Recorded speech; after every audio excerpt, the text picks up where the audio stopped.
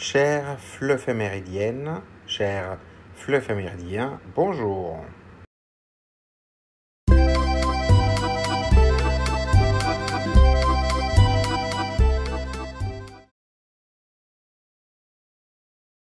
La journée de mobilisation des bibliothèques rappelle le rôle essentiel de ces lieux d'accès à la lecture, à la culture et à l'information. Elle met en avant leur importance dans la vie quotidienne et leur contribution à l'éducation et au partage des savoirs. Voie F, destination sentier tracé. Attention au départ.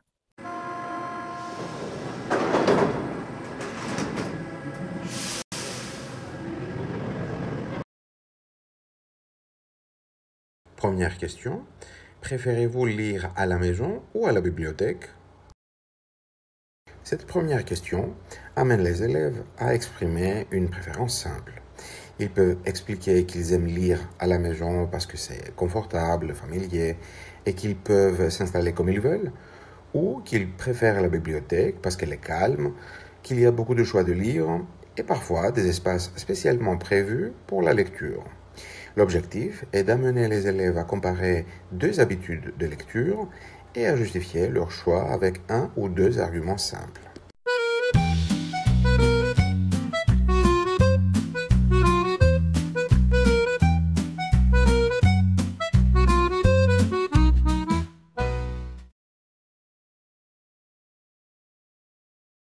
Deuxième question, quel type de livre aimez-vous lire ou emprunter à la bibliothèque? Cette question donne l'occasion de parler des goûts personnels. Les élèves peuvent dire par exemple s'ils préfèrent les romans d'amour, d'aventure, policiers, fantastiques, etc., les bandes dessinées ou les mangas, les livres pratiques de cuisine, de bricolage, de jardinage, etc., ou les magazines et les journaux. La réponse attendue reste simple, mais permet de développer un peu de vocabulaire lié à la lecture.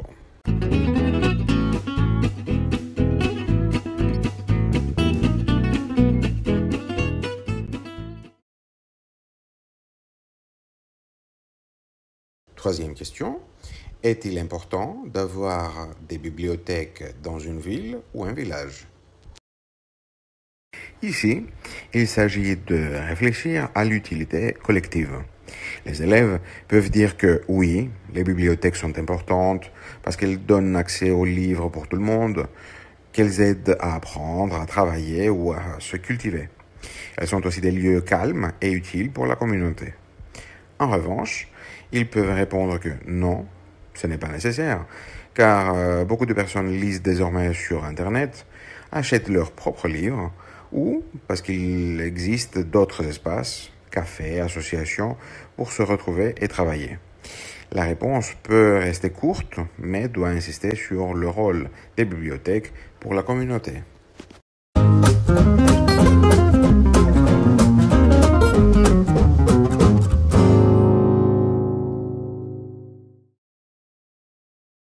Voie L, destination terrain conquis. Attention au départ.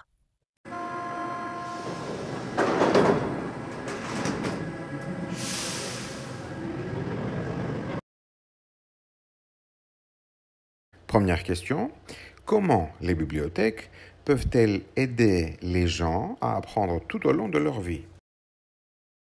Cette question met en évidence la fonction éducative des bibliothèques. On peut d'abord dire qu'elles permettent aux enfants de découvrir la lecture et d'apprendre en dehors de l'école. Ensuite, elles offrent aux étudiants et aux adultes un accès à des ressources utiles pour leurs études ou leur travail. Enfin, elles proposent aussi des activités culturelles qui permettent de continuer à se former même après la scolarité.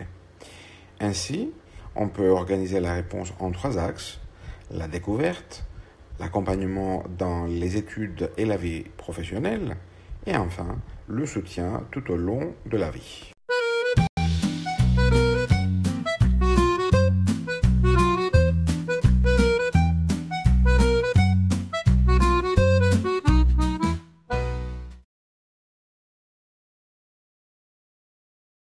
Deuxième question, Quels sont les avantages de lire des livres physiques par rapport aux livres électroniques et vice-versa?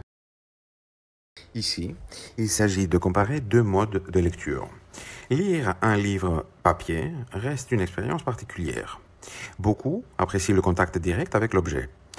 La couverture, les pages, l'odeur du papier. Un livre physique peut se prêter, s'offrir ou s'échanger facilement. Et il permet de créer une véritable bibliothèque personnelle visible à la maison. Enfin, il n'a pas besoin de batterie ni d'appareil pour être utilisé, ce qui les rend toujours accessibles. Les livres électroniques, quant à eux, offrent d'autres avantages.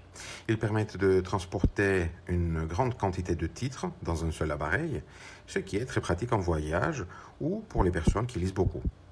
Ils donnent aussi la possibilité de modifier la taille des caractères, de chercher rapidement un mot ou un passage, et leur prix est souvent plus abordable que celui des livres papier.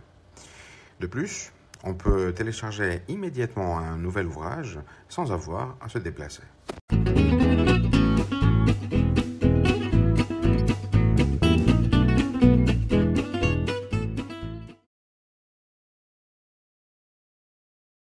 Troisième question. Quel service une bibliothèque moderne peut-elle offrir à sa communauté? Doit-elle proposer aussi des films, du Wi-Fi ou des jeux vidéo? Cette question invite à réfléchir à l'évolution du rôle des bibliothèques. Elles ne se limitent plus aux livres. Elles peuvent proposer des films, des ordinateurs avec Internet, des ateliers, des espaces de rencontre. Certains pensent qu'elles doivent aussi offrir des jeux vidéo pour attirer les jeunes. La réponse peut souligner que la bibliothèque devient un lieu culturel polyvalent, mais qu'il reste essentiel de préserver sa mission première, l'accès au savoir et à la lecture.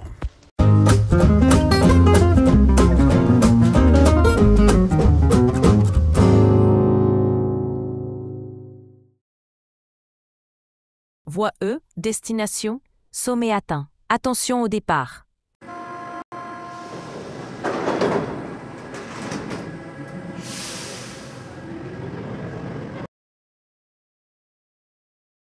Première question. Quel rôle les bibliothèques jouent-elles dans une société démocratique?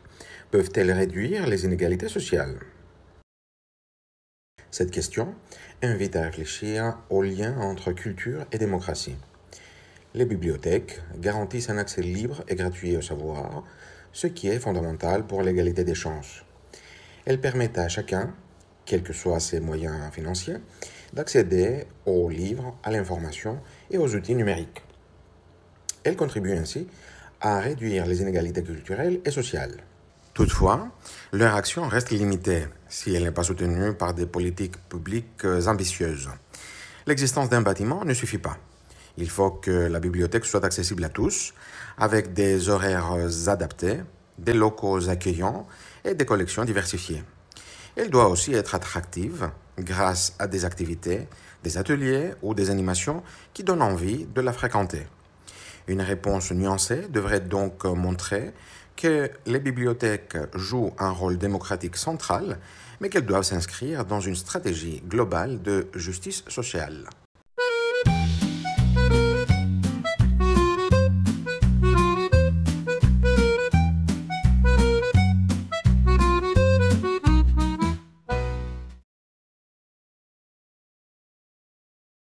Deuxième question. À l'ère du numérique, les bibliothèques sont-elles encore nécessaires? Comment peuvent-elles s'adapter pour rester pertinentes? Il est tentant de croire que l'accès à Internet rend les bibliothèques moins utiles, mais en réalité, elles restent indispensables. D'une part, elles offrent un cadre fiable et organisé, avec des professionnels capables d'orienter vers des sources crédibles. D'autre part, elles comblent la fracture numérique en donnant accès à des ordinateurs et à une connexion aux personnes qui n'en disposent pas. Pour rester pertinentes, elles doivent diversifier leurs services, proposer des ressources numériques, organiser des ateliers, devenir des lieux de rencontres culturelles. On attend donc une réponse qui reconnaît le défi posé par le numérique, mais qui insiste sur la capacité des bibliothèques à se réinventer.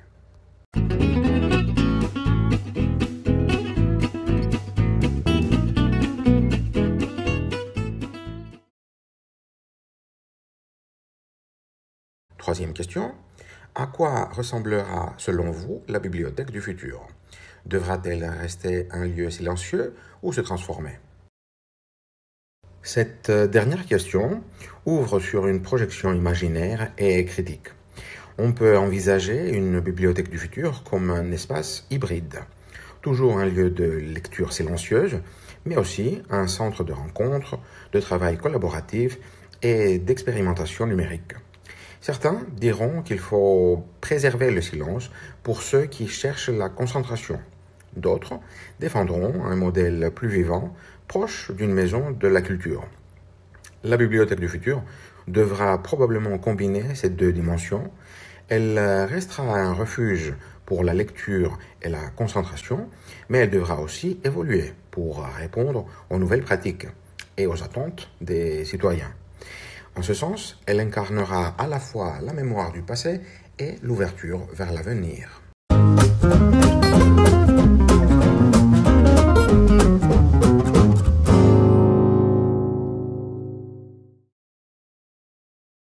Prochain arrêt. Frère Jacques, dormez-vous, dormez-vous. Sonnez les matines, ding ding dong, ding ding dong. Chaque matin, il crée des rêves à croquer. Pain au chocolat danse sur son comptoir. Les brioches chantent l'histoire de son savoir. Merci d'avoir regardé cette vidéo. Si elle vous a plu, mettez un pouce bleu et abonnez-vous pour ne rien manquer. N'hésitez pas à la partager si vous la trouvez utile et à laisser un commentaire pour donner votre avis.